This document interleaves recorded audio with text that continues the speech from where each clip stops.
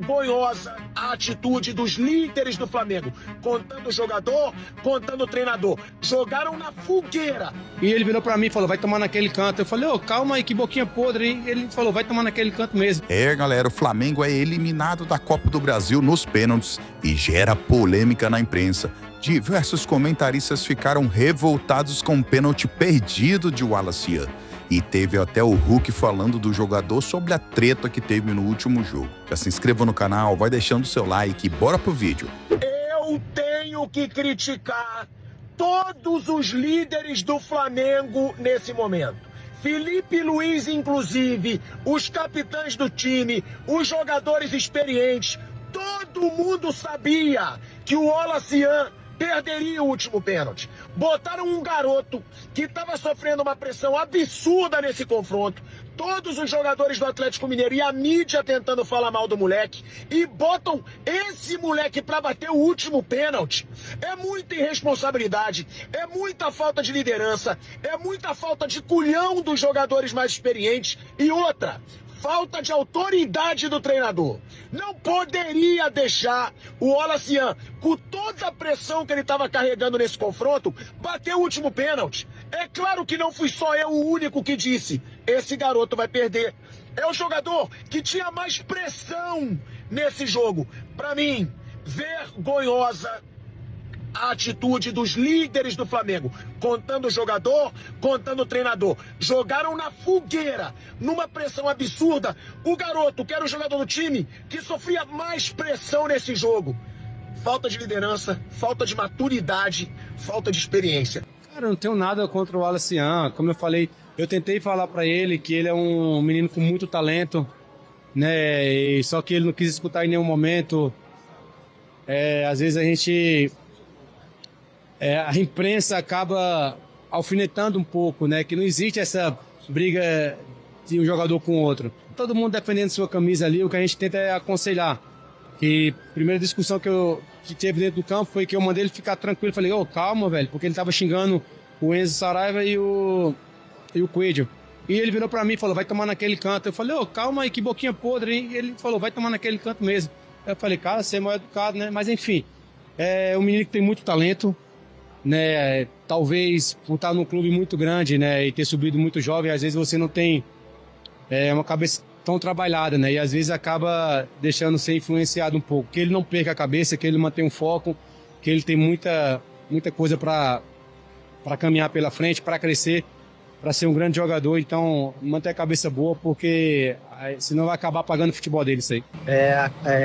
Eu já errei pênalti, quem não errou, todo mundo que joga futebol e bate pênalti vai errar um certo momento. O importante é levantar a cabeça e com certeza eles têm o apoio do grupo, confia muito neles e trabalhar para que na próxima acerte, e com certeza a gente vai estar do lado deles nesse momento e não deixar eles cair agora.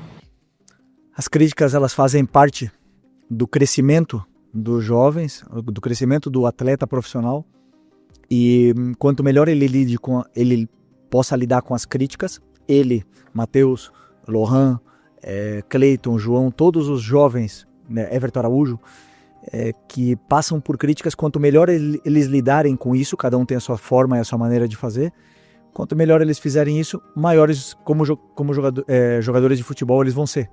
Todos os jogadores, absolutamente todos, 100% dos jogadores que estão no meu elenco, no meu vestiário agora, foram criticados em algum momento da carreira. É normal, faz parte do processo. Ele tem que assimilar o antes possível, não deixar se abater e voltar mais forte. E não tenho nenhuma dúvida que ele vai estar mais forte. O Wallace é brincadeira, né?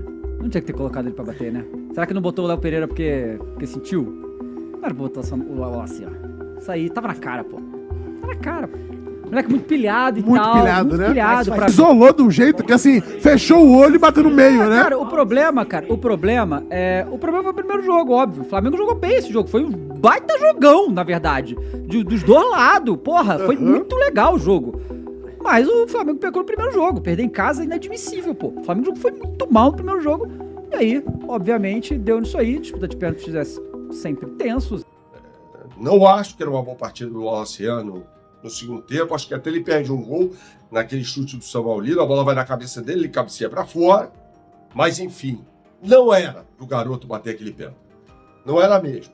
Né? Ele isolou a bola. E o garoto, né, que está sujeito a esse tipo de coisa. Vai oscilar muito ainda, né? É bom, mas vai oscilar muito. E acho que o Wallace jamais deveria ter batido o pênalti. O último pênalti do Flamengo. É o último. Jamais. Você não coloca um garoto que oscila, e é natural que isso aconteça, para bater um pênalti. Você não faz isso. Você não faz isso. Decisivo aí, você não faz isso. Tem a ver, eu acho que o Léo Pereira bateria. Mas ele sofre aquela entrada criminosa do Hulk. Wallace, né? Não era um jogador até que estava muito pilhado, mais uma vez, ali discutindo com os jogadores do Atlético e tal. Teve um lance ali com o Alan Franco, que ele fica fazendo assim, personalidade, legal. Não banana, né? Mas é um garoto que tem aquela história, né? De comportamento, às vezes, um pouco intempestivo, né? Isso reflete, evidentemente, na hora da concentração. Mas, de qualquer maneira, repito, Felipe Luiz errou ao escalar o Wallace para bater pênalti e o último pênalti.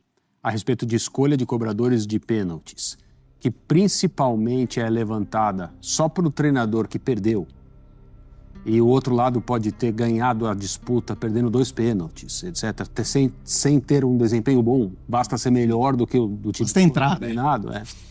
É uma coisa que eu acho, assim, é muito complexo.